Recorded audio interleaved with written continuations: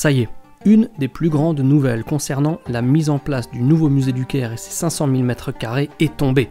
L'arrivée de la barque solaire du pharaon Khéops. En fin de semaine dernière, et pendant près de 48 heures, a eu lieu son opération de transfert vers le futur grand musée du Caire, depuis son lieu d'exposition actuel au pied de la Grande Pyramide. Vieux de 4600 ans, il s'agit du plus grand et ancien vestige complet encore conservé. Dans la mythologie égyptienne, la barque solaire était un symbole lié au cycle journalier du soleil et de la nuit. Pour les Égyptiens de l'Antiquité, le cycle perpétuel du lever et du coucher du soleil est comparable au cycle de la vie et de la mort.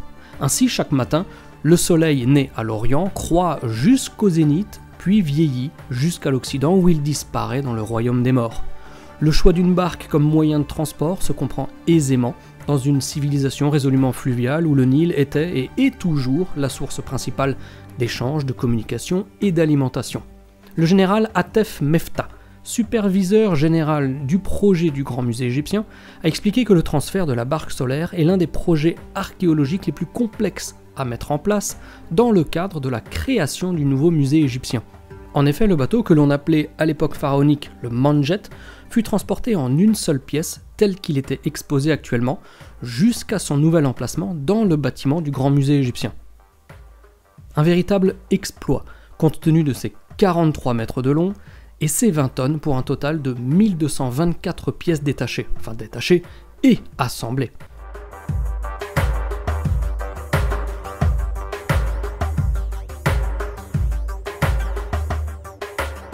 Le docteur Mustapha Ouazairi, qui est secrétaire général du Conseil suprême des monuments, a quant à lui confirmé que le transfert du bateau de Khéops avait d'abord dû obtenir l'approbation du comité permanent des monuments égyptiens, conformément à la loi sur la protection des monuments. Cette approbation a pour but avant tout de conserver officiellement le bateau tel qu'il est présenté dans ce qui est reconnu, même par le ministère des Antiquités, comme un bâtiment déformant l'esthétique de la plus grande des 9 pyramides de Gizeh, jugée plus tôt.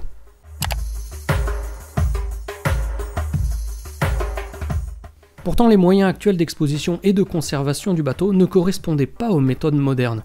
Heureusement que la transmission pour les futures générations a pu être mise en place plus aisément grâce au projet pharaonique que constitue ce nouveau musée qui va bientôt ouvrir, probablement en 2022, projet cofinancé par de nombreux pays, dont le Japon à hauteur de 450 millions de dollars rien que ça. De son côté, le docteur Tayeb Abbas, ministre adjoint du tourisme et de l'archéologie au Grand Musée du Caire, a déclaré qu'avant le transfert du bateau, un scanner radar de la roche du plateau de Gizeh avait été effectué afin de ne pas risquer le moindre affaissement de terrain lors du transport. Un autre docteur, Issa Zidane, directeur général de la restauration et du transport des artefacts du musée, a déclaré quant à lui qu'avant le transfert, l'équipe des archéologues et des restaurateurs du Grand Musée égyptien, ainsi que leurs collègues du Conseil supérieur des monuments, ont documenté tous les travaux de l'intérieur et de l'extérieur réalisés au niveau du bateau. La barque solaire a également été nettoyée et stérilisée pendant toutes les étapes de travail de préparation, sans oublier un renforcement des parties vulnérables de la structure du bateau, avec l'injection de légères résines dans les fissures de certaines pièces détachées, comme par exemple les rames. À l'intérieur de la boîte géante qui lui servait de musée, et pour éviter tout mouvement pendant le transport, s'ajoute la mise en place d'appareils de mesure contrôlant l'environnement autour de la barque, donc sa température, son humidité et les vibrations pendant le transport. Il conviendra enfin de mentionner que le Grand Musée égyptien organisera dans les prochains jours une conférence de presse avec tous les détails du transfert de la barque solaire. Si cette conférence de presse s'avère pleine d'infos intéressantes, croustillantes et surtout exploitables pour vous, soyez sûrs les amis que je partagerai tout ça sur la chaîne. D'ici là, comme d'habitude, portez-vous bien et surtout, n'oubliez pas de garder la passion. Ciao ciao.